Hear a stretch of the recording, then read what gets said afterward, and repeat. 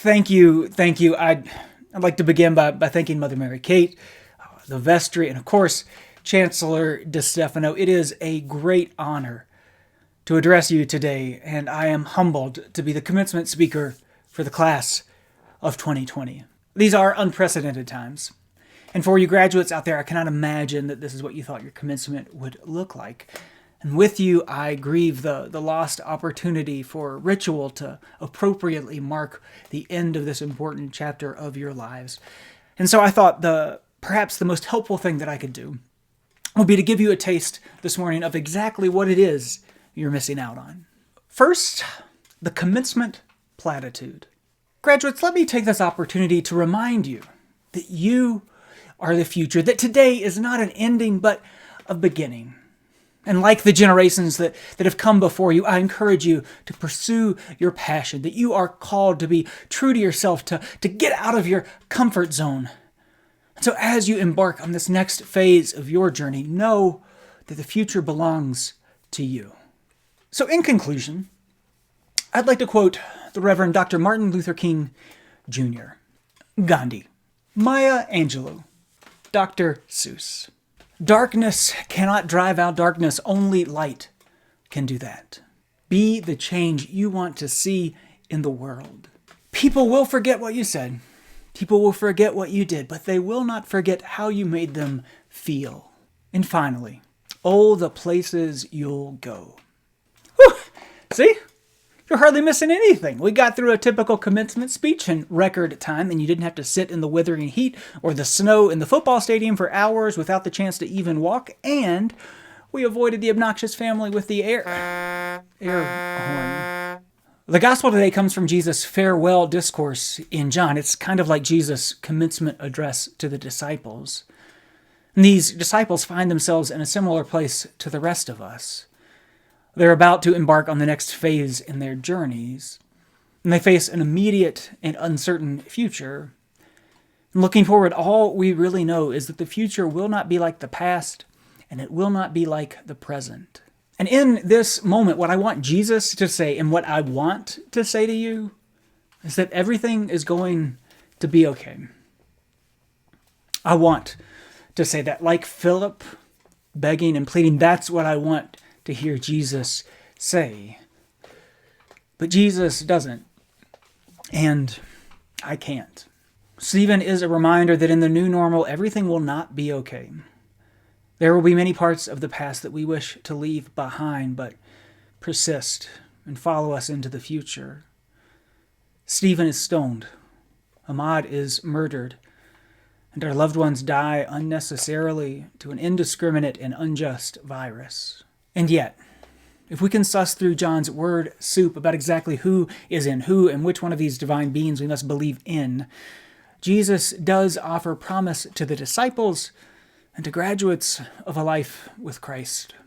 I think the assurance Jesus is offering us today is that it will be okay. Maybe not everything, but it will be okay. It is not the promise of a future free from brokenness and unfulfilled dreams. Rather, it is the promise that in that pain we will be held.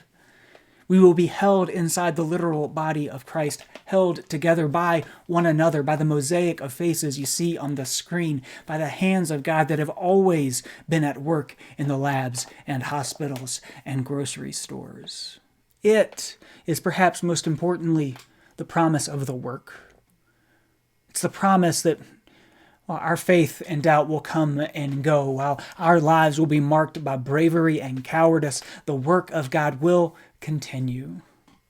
The work of God, the healing, the feeding, the protecting of the vulnerable and the oppressed, it will continue to dwell here among us, among the tragically beautiful people of God. This morning, I do not have any new and life-changing insights to impart to our graduates. Instead, I will repeat words that no doubt they have heard me say many, many times. You see, our campus ministry, Bread and Belonging, is particularly good at doing two things. One, we offer a completely unique ministry of belonging. We proclaim to students the good news that we belong to God first, and so we belong to one another first, before we have to prove anything to ourselves, to one another or to God. And two, our ministry is rooted in helping students understand that their lives, the whole thing, the school, the work, the churchy parts, it's all a critical part of God's work in the world. So my charge to our graduates and to all of us today is simple. Go forth to hold and be held, to do what you can to be the hands of God at work in the world, wherever that path might take you. Now, I know I probably wasn't your first choice for commencement speaker, but we tried, and we could not get a single Supreme Court justice or even Julie Andrews. But nevertheless, there are some folks I think you'd like to hear from. I just wanted to say congratulations to Kevin, Alec, Sabrina, Karina, and Aaron, and Anna Sophia, my older sister, who I'm so proud of and admire so much. It's so awesome that you guys are graduating. I'm so excited to see what life brings for you after college. Yep. Congratulations. Hello, class of 2020. Congratulations on completing your undergraduate degree at CU. I know these aren't the best circumstances to graduate under, but at least you can remember all the happy memories you made along the way. I know you all have bright and shining careers ahead of you, and I hope to see you again soon. Congratulations, and Sco Buffs! Hi, Bread and Belonging 2020 grads. First of all, congratulations.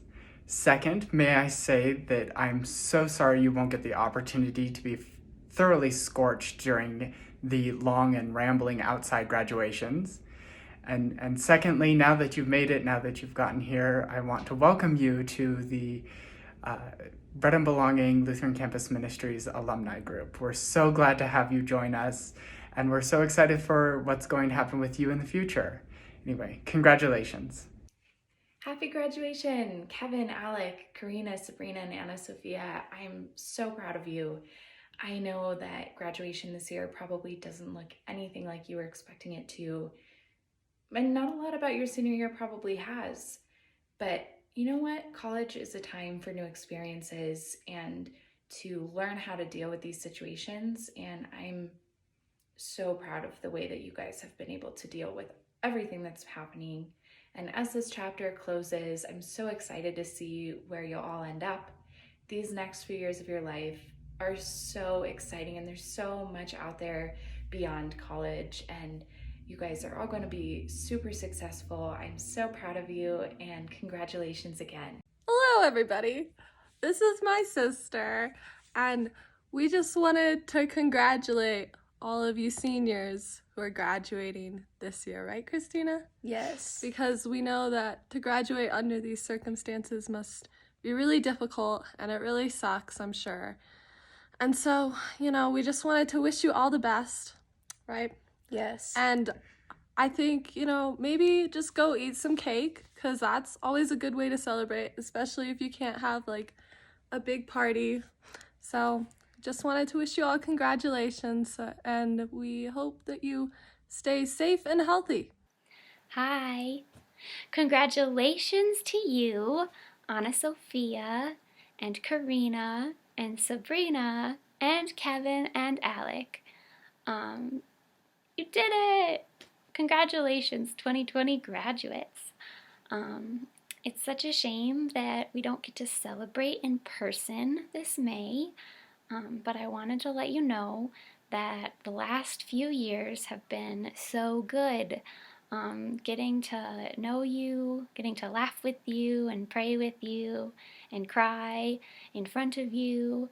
It's just been amazing, and I hope you know you are all really, really cool people. I wish you the best in your futures, and I hope that we can stay connected. Hi, 2020 grads. It's your old friend Mish here. Well, congratulations, you did it. Your time at CU is now coming to an end. And whenever there's an end, I can't help but think of the beginning. Back when we all started this journey, 2020 fall. 2020? No, 2016. Fall 2016. That was my first year at CU too. I had just transferred from Augie, and you were all freshmen. and I've been so glad to venture on this adventure with you all. We've had some pretty amazing experiences together. Some big adventures like traveling to Israel and Palestine, or walking El Camino de Santiago together, and some less glamorous memories like when I'd always have to wake Karina up from her 10 p.m. naps after her alarm's been going off for 30 minutes, and she slept through them all. But those ones I treasure just as much, if not more, than those big adventures too. I love that we've been able to share these times together, and even though it's coming to an end, I know we'll always have each other. We've always been there for each other, and you have all always been there for each other. Like the time where Karina locked herself in the bathroom and Kevin had to come rescue her and unlock her from the bathroom. You know, this just would have been the same. I would have roasted Karina the whole Singer Gala anyway, so I'm not going to change my ways just because we're in quarantine, okay? Well, I'll take the rest of the time not to roast Karina. I'll save that for another video, but just to say that as your time comes to an end and you find new experiences, new places, new communities, new roommates, that you know that your old college B+B group is always there for you. Hey 2020 B+B seniors, congratulations. I wish I could be there to celebrate all of you in person, as I'm sure everyone in this community does right now. I just want to leave you with a little note that was very important to me when I was going through this transition last year at this time, which is the work that you've put into the past 4 years in college to build communities, relationships, establish your education, and grow personally. None of those things end or cease to exist with this transition. Everything that you've put in will continue on into this next stage of life and beyond. The community that you've established at B+B is one of those things. It will continue to carry you and continue to be something that you can lean into as time goes on. And that is something to be super thankful for, and that I'm happy for all of you in. I hope that you've been navigating this very strange time, the best that you can, and leaning on people that you love. And I hope to hear from all of you soon and to see where life takes you next. Hi, Kevin, Alec, Anna Sophia, Karina, Sabrina, and Erin. I just want to say congratulations on graduating and wish you a wonderful summer. I know these are uncertain times right now and we don't really know what the future holds, but I hope that once things are normal again, you guys are able to listen to your hearts and follow your dreams, and know that if you set your mind to something, you can do anything. So congratulations again, and good luck with whatever the future may hold for you.